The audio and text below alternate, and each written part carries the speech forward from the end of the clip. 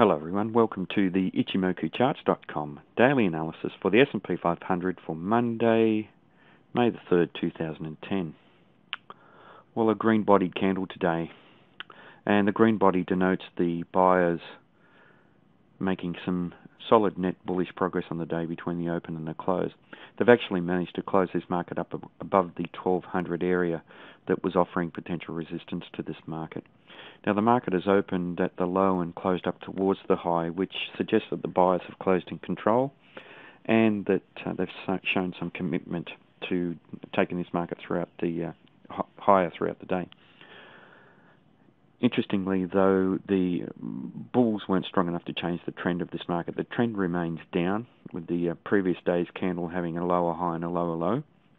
Today's candle is an inside day in bar chart terms with a lower high but a higher low, and that suggests indecision in this market for the downtrend. Certainly the buyers are quite keen at the moment on this trading day, as well as being in control. And the sellers have lost a lot of the commitment and the keenness that they had been showing on the previous day. So we're getting a market that's really hasn't got any direction, but there is a fair bit of volatility here. We can see that the Tenkan-sen and Kijun-sen are both pointing flat, and that reflects the lack of momentum to the upside or downside in this market. Now the market is still trading within this congestion area, this large congestion area, very volatile area, at the top of this very long uptrend, and it's beginning to form what looks to be a head and shoulders reversal pattern. With head and shoulders reversal patterns, we do require that they be completed before we actually call them such, and completion of this pattern would be a close down below the neckline, and the neckline is this line drawn here between the two shoulders and the head, and a solid bearish close down below there would complete that pattern. Now, if the pattern then does continue trading down, there are quite a few areas of support that the market will hold up at.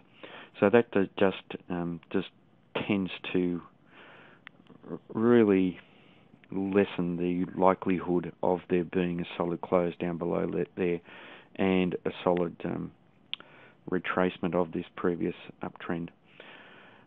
We can establish a target with this head and shoulders pattern, and it's basically the distance between the top of the head to the neckline projected down from where the breakout occurred at the neckline. But as I said, a target in this situation where there are many support areas down below will not be very reliable. Now there is a very large amount of potential strong resistance down below here as well that's offered by the cloud, and that is in quite a very large range from between 1150 down to about 1110.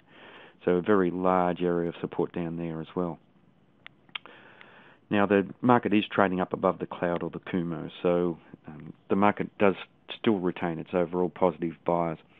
And when we look at how this market is, how strong it's been and how the market has failed to substantially retrace part of this uptrend that the market was in, we do have to wonder whether the market will come off substantially. The market may continue to consolidate for a period of time, but as we said, there is very strong support down below if it does come off. To the upside, though, there is some resistance now offered by these previous swing highs where the market traded to around 1210 and 1214, and then certainly to 1220 to this swing high at the top of the head of the pattern. And the market will need to have a solid bullish close up above there for it to trade up to around the 1265 area, which was the next level of resistance that we identified previously. Now the market is trading up above the Kijun-sen and Tenkan-sen as well, which is reflecting the bullishness in the medium-term and fast-term timeframes, but the market is fluctuating around both of those levels. So in a slightly higher time frame than that, the market is in equilibrium. So what we are really waiting for is a breakout in either direction. So the breakout could be down below this area of congestion or to the upside.